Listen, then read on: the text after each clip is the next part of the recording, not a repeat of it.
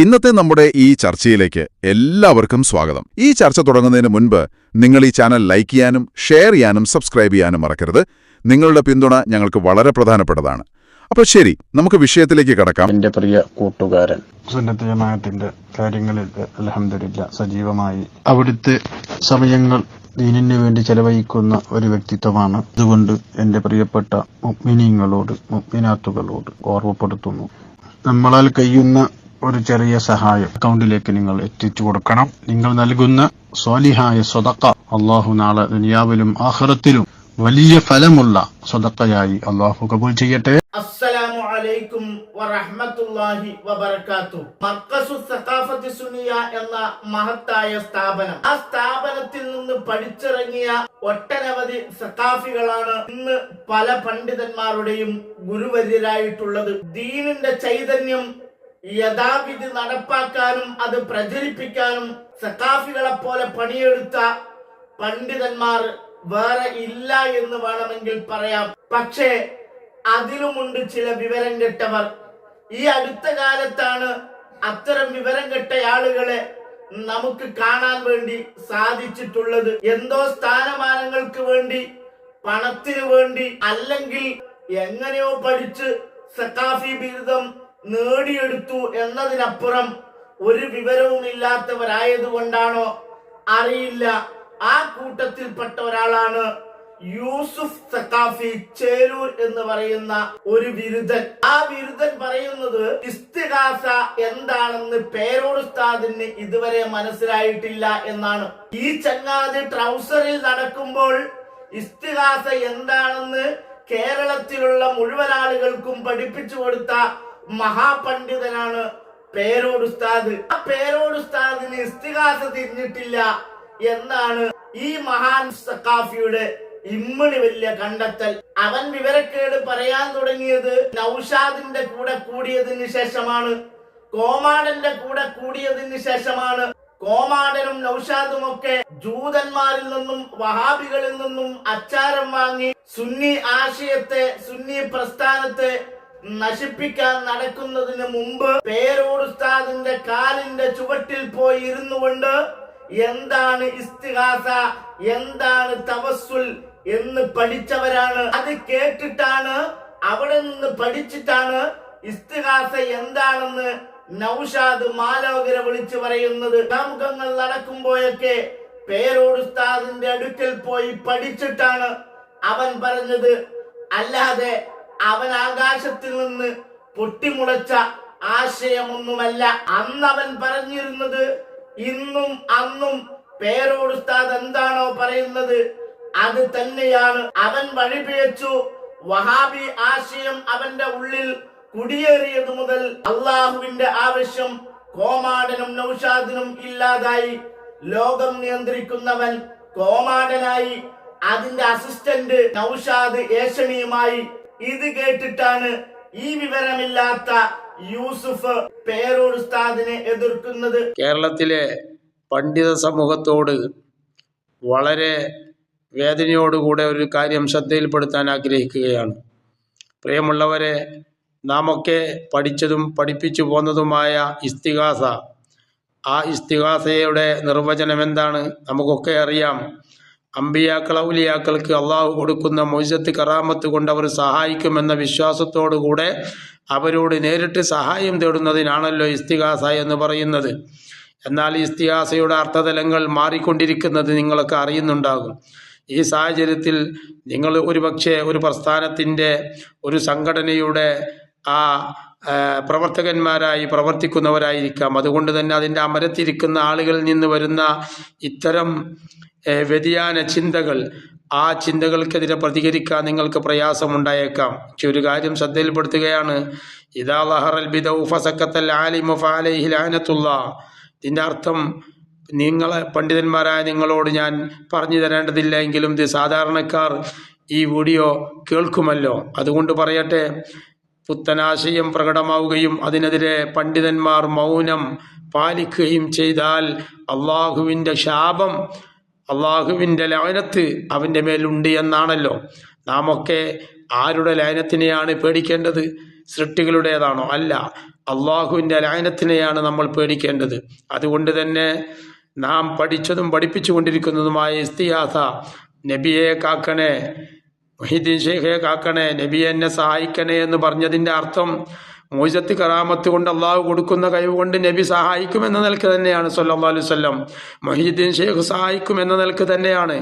അത് മുഹീദ്ദീൻ ഷെയ്ഖിന് അള്ളാഹു കൊടുത്ത കഴിവ് കൊണ്ട് സഹായിക്കുമെന്നാണ് ഒരു മുഅ്മിന് പറയുമ്പോൾ, അള്ളാഹുവിൻ്റെ ഹബീബ് സല്ലല്ലാഹു അലൈഹി വസല്ലം തങ്ങൾക്ക് അള്ളാഹു കൊടുത്ത കഴിവ് കൊണ്ട് മുത്തുനബി സഹായിക്കുമെന്ന വിശ്വാസത്തോടു കൂടെ തന്നെയാണ്. അത് പ്രത്യേകം പറയേണ്ടതില്ല. എന്നാൽ നബിയെ എന്നെ സഹായിക്കണേ എന്ന് പറഞ്ഞാൽ നബിയെ ഇടപെടണേ എന്നാണ്. നബി സല്ലല്ലാഹു അലൈഹി വസല്ലം തങ്ങൾക്ക് ഒരു കഴിവുമില്ല, മുഹീദ്ദീൻ ഷെയ്ഖിനൊരു കഴിവുമില്ല, ഇടപെടണേ എന്നാണ്. നിങ്ങൾ ഇടപെടണേ എന്നാണ് അതിൻ്റെ അർത്ഥം എന്ന് ഒരു പണ്ഡിതൻ പ്രസംഗിക്കുമ്പോൾ നാം അതിനെതിരെ പ്രതികരിക്കുന്നില്ലെങ്കിൽ, അതിനെ ന്യായീകരിക്കുന്നുവെങ്കിൽ അത് എത്രമാത്രം ഭയാനകമാണ്. അതിനെ പ്രതികരിക്കാൻ നിങ്ങൾക്ക് കഴിയുന്നില്ല. എന്നാൽ ആ പറഞ്ഞ പണ്ഡിതന്റെ വാക്കുകളെ ന്യായീകരിച്ച് ഇടപെടൽ തന്നെയല്ലേ എന്ന് ബിരുദധാരികളായ ആളുകൾ വന്ന് പറയുമ്പോൾ, എനിക്കൊന്ന് രക്ഷപ്പെട്ടു കിട്ടണം, അതിനങ്ങന്റെ വിഷയത്തിൽ ഇടപെടണം. അസ്ഹാബു റസൂലിയ്യ അവരുടെ മാതൃകയാണത്. മായിസ് തങ്ങൾ തെറ്റ് ചെയ്തു, തെറ്റ് പുറത്തു തരേണ്ടതാരാ? റബ്ബാണ്, അല്ലാഹുവാണ്. അല്ലാഹു മാപ്പ് തരണമെങ്കിൽ ആരുടെ അടുത്ത് ആദ്യം പോകണം? ഹബീബരായ മുത്ത് റസൂലിന്റെ ഹദറത്തിൽ പോകണം.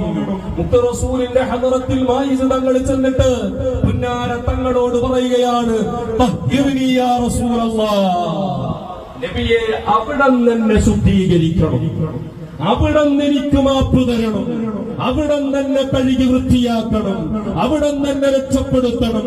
എന്റെ തെറ്റ് റബ്ബ് മാപ്പാക്കണമെങ്കിൽ അങ്ങ് ഇടപെടണം. പിന്നെ ഇവിടെ ഇസ്തിഹാസ എന്ന് പറയുന്ന ഒരു വിഷയമുണ്ടോ? തപസ്സിൽ മാത്രമല്ലേ ഉള്ളൂ, അല്ലേ?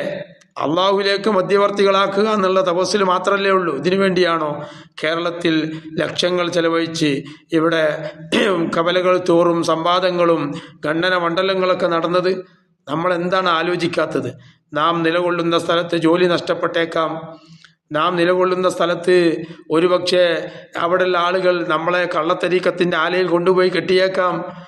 ആര് എവിടെ നമ്മെ കൊണ്ടുപോയി കെട്ടിയാലും നാം റബ്ബിൻ്റെ ദീന് നടത്താൻ ഉത്തരവാദപ്പെട്ടവരാണ് എന്ന നിലക്ക് അത് പറയേണ്ട രൂപത്തിൽ പറഞ്ഞ് ജനങ്ങളെ ബോധ്യപ്പെടുത്തുന്നതിന് പകരം നമ്മൾ നമ്മുടെ പ്രസ്ഥാനത്തിൻ്റെ അമരത്തിരിക്കുന്ന ആളുകൾക്കൊരു തെറ്റ് വന്നാൽ ന്യായീകരിക്കുക, എന്നിട്ട് ഇസ്ലാമിൽ ഇന്ന് വരെ പഠിപ്പിക്കപ്പെട്ട അല്ലെങ്കിൽ നാം പഠിപ്പിക്കേണ്ട സുന്നത്തായ ഒരു കർമ്മത്തെ അതിൻ്റെ അർത്ഥതലങ്ങൾ മാറ്റി മറ്റൊന്നാക്കി പ്രചരിപ്പിക്കുക എന്നത് വേദനാജനകമാണ്.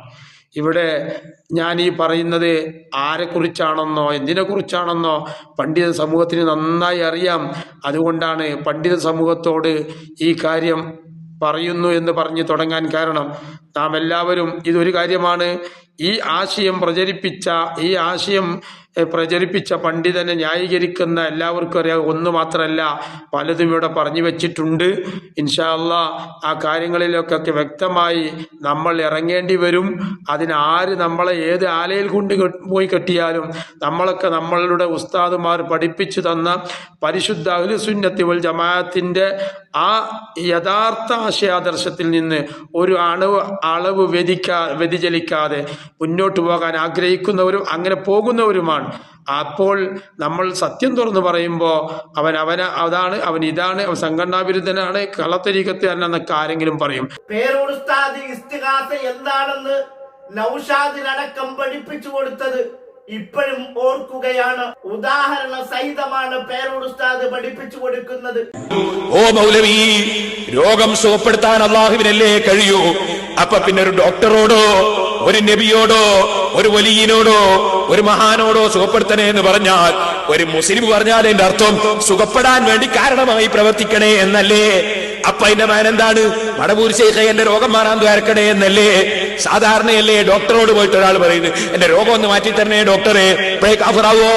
അള്ളയാണ് സുഖപ്പെടുത്തുന്നെങ്കിലും ഡോക്ടറെ സുഖപ്പെടുത്തണേ എന്ന് മുസ്ലിം പറഞ്ഞാൽ അതിന്റെ അർത്ഥം എല്ലാവർക്കും അറിയാം, സുഖപ്പെടാൻ വേണ്ടി മരുന്ന് തരണേ എന്നാണ്. മഹാന്മാരോട് പറഞ്ഞാൽ പ്രാർത്ഥിക്കണേ എന്നാണ്. വാചകത്തിന്റെ അർത്ഥം എന്തേ മൗലവി മനസ്സിലാക്കാതെ പോയത്? ഓരോരുത്തരോടും പറയും ഓരോ അർത്ഥമല്ലേ? ഞാനത് എത്ര സ്ഥലത്ത് വിശദീകരിച്ചു, പക്ഷേ കേട്ടൊന്നും പഠിക്കുന്നില്ലല്ലോ ഈ മൗലവി. ഞാനൊരു ചെറിയ ഉദാഹരണം മുമ്പ് പറഞ്ഞത് തന്നെ പറയാം. ഞാനും കാന്തപുര ഉസ്താദ് കൂടി ഇങ്ങനെ മുമ്പ് പറഞ്ഞൊരു ഉദാഹരണം തന്നെ. ഉസ്താദ് കൂടി ഇങ്ങനെ പോന്നു.